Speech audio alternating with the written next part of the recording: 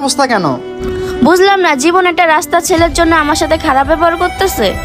শোনো তাহলে ভাইয়া, তুমি ইন্ডিয়া যাওয়ার পরে আমাদের ফ্যামিলি উলটপালট হয়ে গেছে।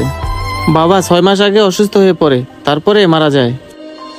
বাবা মারা যাওয়ার পরে আমাদের ঘরবাড়ি, ব্যবসা বাণিজ্য সব চাচারা দখল করে নিয়ে গেছে।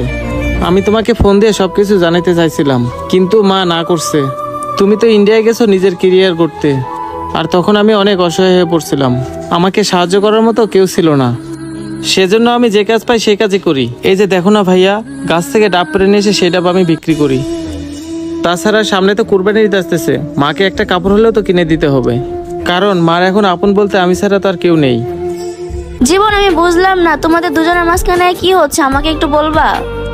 তুমি আমাকে খুলে বলো তো, এই রাস্তা ছেলেটা কে? এই রুনা, চুপ করো। ও কোনো রাস্তা ছেলে না, ও আমার ভাই হয়। শোনো তাহলে, আমি যখন এই ঢাকা শহরে প্রথম আইছিলাম, তখন আমার এই ঢাকা শহরে আপন বলতে কেউ ছিল না। ঠিক তখনই ওর বাবা আমাকে ওদের বাসায় নিয়ে গিয়ে নিজের সন্তানের মতো করে লালন পালন করছে, আমাকে লেখাপড়া করে প্রতিষ্ঠিত করছে। ওর বাবাই আমাকে টাকা পয়সা খরচা করে ইন্ডিয়া পাঠাইছে ব্যবসা করার জন্য। আর এখন যদি আমি ওদেরকে মৃত্যুর আগ পর্যন্ত ইনকাম করে ওদেরকে চালাই, তারপর আমি ওদের ঋণ কখনোই শোধ করতে পারবো না। আর সেই তুমি কিনা ওকে রাস্তা ছেলে বলতেছো?